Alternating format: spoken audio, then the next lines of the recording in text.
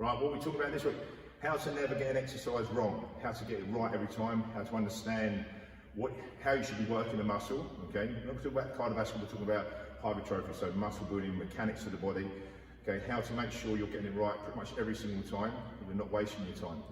Now, certain rules you should be doing when doing hypertrophy, 101 things is tension, mind to muscle connection, understanding where you should be working and what is full range of motion. So we're going to talk about triceps first, nice and easy muscle group to understand, and it applies to every muscle in the body to a point. Okay, so all muscles have a long point and a short point. So if I look at my tricep now, okay, that's it's pretty much its shortest point. If I take it up here, that's at its longest point. Okay, also it has spination of the wrist. So when you're working a muscle, you need to know where it starts and where it finishes. Okay, so if I'm going to do a standard rope press down, from here to there, I'm in the middle of the actual range of motion. That's fine. Okay, so we're going to talk about that first off. We need to understand where we're going to press through the hand, where it aligns to in the actual muscle, and what part of the muscle we're going to be hitting. So if I look at my hands now, okay, I'm going to press through on this rope in a minute, predominantly through my little finger side of the hand. So where that's going to align to is up the outside of my arm, okay? And also I know when it's here, that's that part of the muscle that's contracting at the top. When I'm down here, that's that part that's contracting as well. So mind to muscle connection is very important.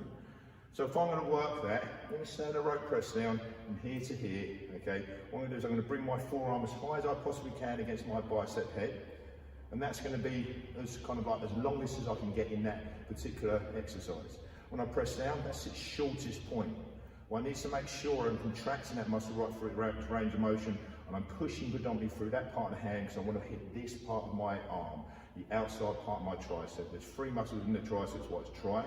Okay, so here, the horseshoe, and round the back.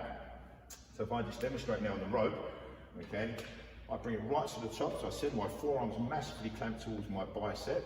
I can't get any more than that. I'm not going to pull the elbows back, so I'm just going to keep them to the front part. I now have tension straight away. Also, I'm going to tense my shoulders, which engages the origin part of the muscle, where the muscle starts.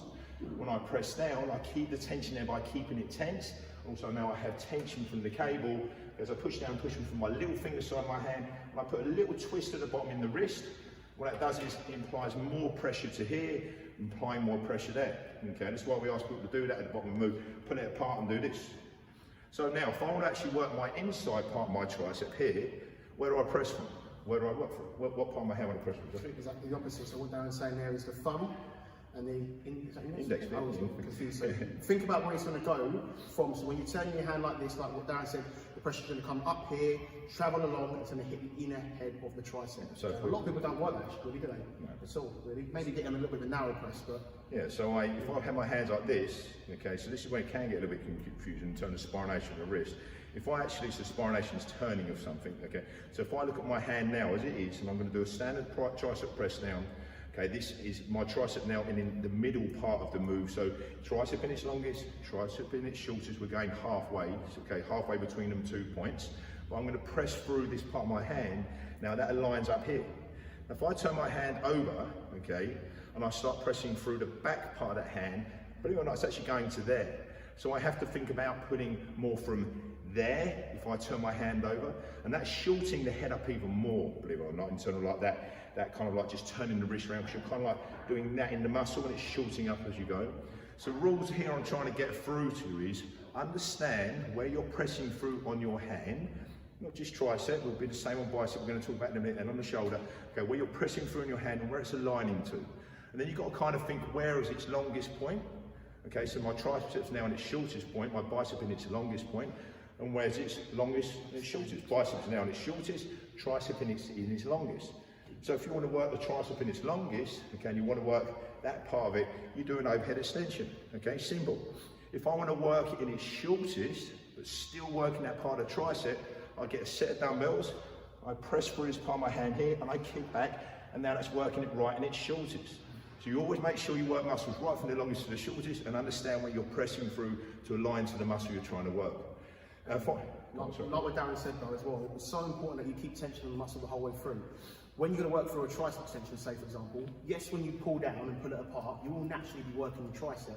But but you're only going to be really working to about 30 to 40% of its full capability. If you tense it up right from the top all the way through to the bottom, not only are you getting it here, because we obviously want to keep constant tension on the muscle throughout, it's going to be so much more direct when you pull it apart. And just make sure you keep them elbows tight, especially on the tricep, and you're only moving the forearm, okay, the whole way through. Pretty standard rules to follow the whole way through. Yeah, so tendency if you're using cables as well, when you're actually doing the standard tricep press down, is because you have this sort of like this thing of the rope pulling you up. A lot of people do stuff like this, they push down as they come up, they do that instead. It's just a standard mechanics. Think about mechanics, one thing we haven't spoken about really, mechanics of your body. All your body has different mechanics. So this is a pivot joint in the elbow, okay? That's what the tricep does, is pivot joint. It doesn't matter where you put it, it still does the same thing, okay? It still does the same thing. But it has a long point and a short point, and it has different points where you press through in your hand where it aligns to on your actual arm. So when next time you're training, if you're training your triceps, turn your hand upside down, get a short bar, and do that. And you'll feel, what you'll do is, you'll predominantly pull through the index finger side of your hand. So if I'm putting through this part of my hand upside down, where's that aligning to? The outside top part of my tricep, okay? It's actually more the top part of my tricep because I'll kind of like crunch the tricep head up. Let's come away from triceps and go into biceps. It's the same with biceps, okay? So if I'm putting through this part of my hand, where's it aligned to my arm? The inside point. If I pull more through here, okay? Now if I turn my wrist, I'm really taking the inside head of my bicep out. There's only two heads on the bicep, okay? Bicep, two. Okay, so I doing this, pull through, forearm gets more involved because it will do, okay? And the outside head's basically activating more. This has gone soft.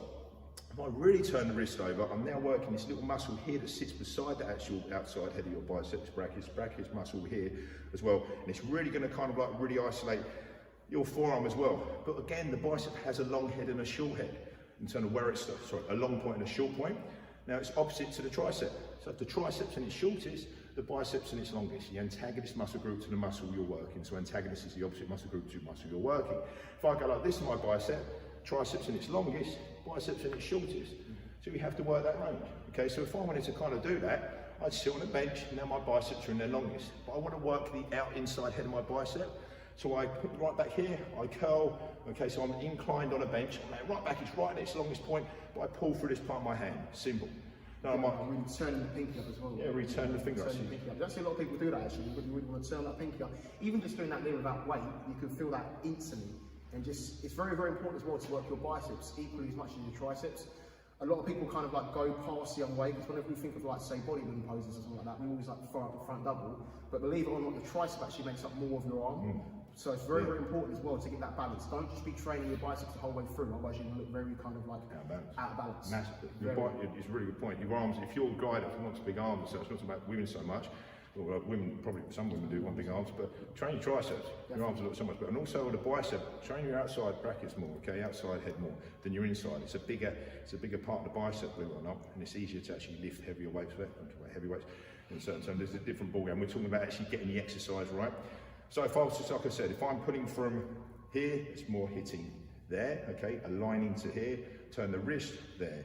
If I want to hit both heads at once, I go neutral, so I won't be wide, I won't be close, I'll be right in front of my shoulders, and I pull right across my palm. That way it'll hit both heads as such, okay? But I still have to work it from its longest to its shortest at some point. How do I get it to its shortest? I could go high cable or concentration curl, okay? So there, contraction. Okay, muscles round as well. Please remember this, muscles round, tension on muscles. So when we get people doing sand double concentration curl like this, first of all, they should be round their back like I just was. Okay, they just lift up like that. It's a drag curl. Essentially, you want to pull away, keeping the tension on, and pulling away and away down. Make sure you keep tension through its range of motion. And that's a little move in the arm. Now, we ask people to keep their arms deadly still in the train, otherwise they can really go sideways with the whole thing. Okay, but theoretically, when you're actually doing any move, you need to adjust your body's composition and the actual arm itself if you're working your arm, so you keep tension on it. So if I'm coming up on the rope, I might lift my elbows a little bit. As I push down, I might pull them back a little bit and lift them as well to fully contract. You have to do that slowly first. You have to mind to muscle connection, understanding its start point and where it's finishing. The bicep start point is down here and it finishes up there. Shoulders, let's talk about shoulders. Where do we pull from on the shoulders? Where do I find to hit my front delt?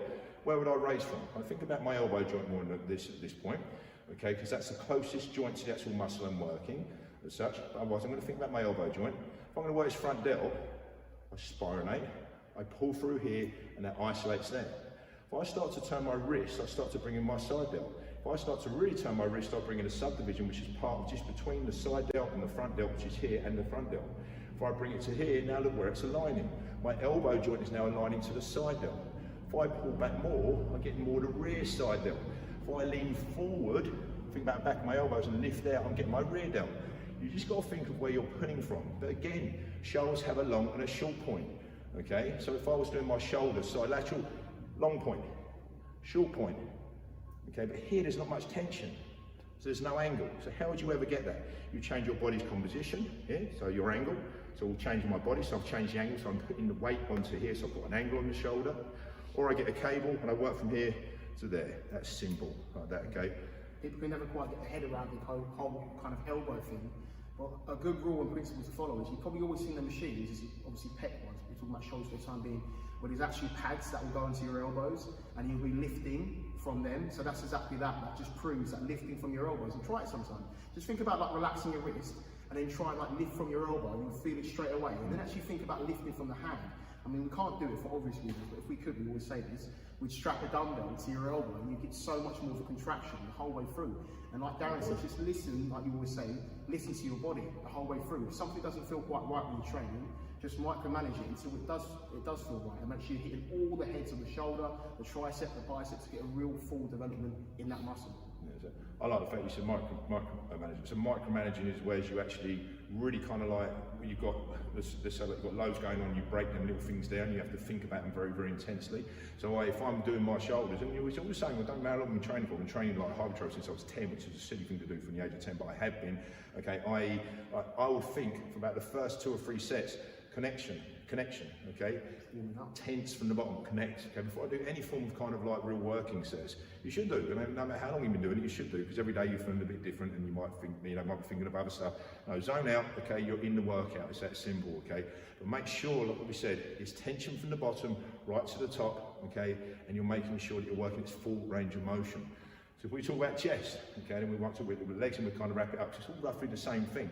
Okay, legs have their legs or chest. Chest, right, okay, they have. That's a long and a short point as well. Chest does 2 things. It's a pressing movement, and it's also a fly movement. It's kind of like the same thing, but just like you're pec decking, but you're still pressing. When you're pressing, you're still pec decking, believe it or not. Okay, but it has a long and a short point. Longest, shortest. What do people do though when they're pressing? The flat bench, there's nothing wrong with flat bench. 3 parts of your chest as such. We used to think these were 2, we kind of split up into 3 now. Top, middle and bottom. Okay, when you flat bench, you kind of get the best of everything. If you incline your bench, incline like that, okay, you'll hit more the top part, you just will, okay, because of the fact that where your elbows are aligned to on your chest. If you decline the bench, so opposite to that, and the bench is going like all the way down, okay, well done, Josh, mate. So you'll press through the lower part of your chest. Wherever your elbows align on your body is where it's going to hit. Okay, but the actual mechanics of a press is quite a hard thing to master. And the best tip we give people when you're doing that is imagine you push yourself away. Anything to do with pressing, you push yourself away. Anything to do with pulling, you pull yourself towards. Why? Because when we push away, we have to contract the muscle in terms of like the chest, and it has no choice. If I push and push as well, shoulders involved, everything round, chest deactivates. If you push away, it has no choice because the shoulders cannot go forward and you're pushing away. When you're pulling towards, if I just pulled and pull backwards, okay, I'm not really contracting to the lat muscle, which is the back muscle, which is a row movement, okay? What I do is I pull into it. I wouldn't pull away with it. I pull into it to contract. That way it has no choice but to contract. But again, it has a long and a short point, and it has different kind of places you should be working to. So on the chest, you want to think about, again, your elbows, okay? Pulling them toward each other, pushing yourself away. Making sure the muscle is telling you how to do the move as well. That's such an important thing. Never just do a mechanical move because you think it's correct. Take your time, slow down, and make sure you're contracting right from the origin point to the insertion points. Where do I want to work? I want to work across the top part of my chest. Incline the bench, maybe at like 35-degree angle at first. The more you incline, the more your front delts will start to come into place. So generally about 35 degrees is good with most people. Okay, and about just like up a little bit, okay? And look where your elbows are aligning. Don't flare them too much. You still got to keep the elbows reasonably tight to the body, otherwise you're going to damage your rotator cuff, causing impingement in the shoulders. And go slow on the first couple of reps. Shoulders back, always pinned back to the bench. Push yourself away. Am I contracting? Do I feel like I'm getting a real good stretch in the contraction? No. We'll rep again until you do. Keep adjusting the shoulders back more, and you'll find your sweet spot. Think about what Darren just said there, so that's a really, really good point. You want to think, so when we're working it through our chest, naturally our shoulders come forward quite a lot. We're going to get a lot of front delt activation, which you do generally, but you want to pull the shoulders back in towards the bench, stick the chest forward, and then arch your rib cage out as well. And what you should get, as I'm seeing right now, is an arching effect to my back. I always say that to our clients, and then once they've kind of got that, don't actually arch your back, but once you do all them phases, you will get an arch in your back, and that's when you know you've done it correctly.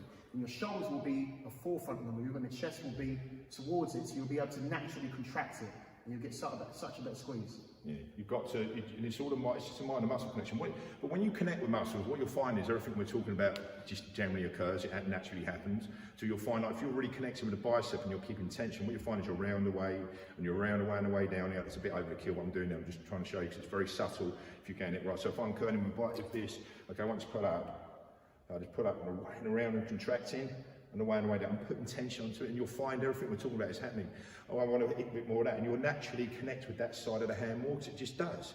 So theoretically, everything we're saying, fine, okay, they're standard rules, but the mind to muscle connection is the most important thing, and understanding what part of the muscle you want to work.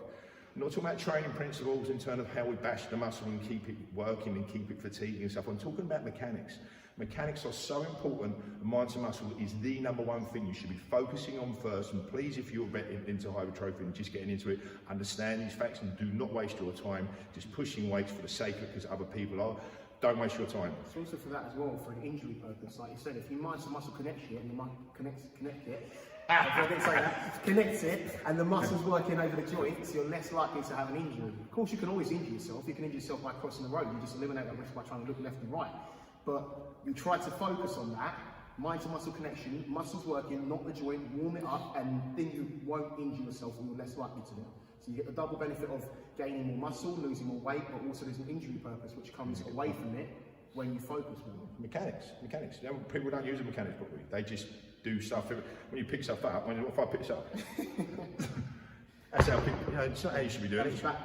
You know, it should be like manual handling and such, like back nice and straight, legs fit, a little bit wide, go down through the quads, push up through the quads, get your back straight, all that stuff, okay? It's just mechanics, it's how the body's designed to be used. Now when you're doing this, that's how you should be doing hypertrophy, mechanics, making sure the body's using the body exactly as it's designed to be used. Okay, and connecting with it, making sure it's working to its full capacity in the longest point to its shortest point, putting through certain points of wherever you want it to align to wherever you want it to hit, and then you can put training principles in there. Things like, you know, like pyramid sets, giant sets, drop sets, mechanical drop sets, whatever, all stuff like that. But don't worry about them, okay, at the point in time. You want to worry about this more than anything, and then the other stuff is more important, not the other stuff. It's a bit like supplementation. People jump to supplementation before they get the macronutrients right, the vitamins and minerals right in there. Electrolytes, right, okay, they go all straight to supplements. Don't need them all the time, okay? Basics right first. Get your basics right, yeah, get your foundation right. You must have heard, it's the same with everything in life. If you don't put good foundations down, you're just wasting your time. You really are. So, legs just quickly, in case we run out of time. Coming up 20 minutes. Coming up. 20 minutes. Okay, legs is the same thing, I'll just run through them very, very quickly, okay? So wherever I push through my feet is where it's going to align to my legs. Okay, so if I take a standard squat position, I'm going to prove a little bit of a point here. Let's take a standard squat position, okay, bend my knees, okay, keep my knees directly in line with the feet, that's the mechanics of that, don't have them in or out. Pushing through my heels, I want to activate my hamstrings and my glutes. Okay, if I push out the side of my trainers, I get more of an outer sweep and a hip and adductor area and glute, okay? My quads come out of it a little bit. If I pull inside my trainers, so if I put more pressure on my big toe and this side of my foot there and pull them towards each other, I get more activation in my inner thigh. If I push into the floor and push out the front of my trainers, okay, I'm essentially pushing here, there, I'm pushing through there. Same with the hamstring. Widen the stance, pull my heels towards, almost looks the same position, it's not quite as a sumo squat. I'm going to pull my heels towards my bum, activates the hamstrings here. But again, they have the longest and the shortest point, so you have to work them right from behind, yeah, all the way through at some point. You don't squat like that. I mean, that's a reverse lunge to a high knee. But it needs to do that at some point. So leg extensions are good, laying leg extensions where you're laying down, so you're all the way back and then all the way through. Okay. It's actually the same, it's pretty much similar principles to what Darren said about where you're pushing obviously from the hand is where it's going to work, where you're pushing from in your feet, that's where it's going to work. So there's no real change really, it's just pretty simple. It's the same, just get your head around your arms first because they're easy to kind of muck about with as such. Hopefully you should be training arms and upper body and lower body. And legs as well. Yeah, well we nearly skipped it then, but I didn't.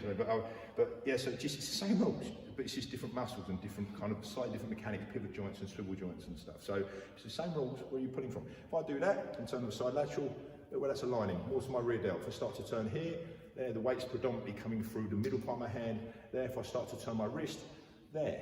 Okay, you can't but not disagree with that. It's the way it works. There, that's actually my front delt. Because look, I've turned my palm right over and look at what's aligning to. My front delt's up, okay, there. Simple. So if I want to work my front delt in a weird way, I could work it like this. Try it. Yeah, try it. Even with your legs, you can do body weight stuff. With your bicep, say for example, you turn it like pinky up, getting the inhale of the bicep, and then even with your shoulders, you feel it. You're not lying. Yeah. Well, there you go. That'll do for this episode, because otherwise we do ramble on for too long. We can't get it on Instagram. Thank you very much. Anyway, like, comment, share, and let us know. Yeah, give us any comments, like Joshie said. Okay, have a great day, and see you soon. Bye. Bye.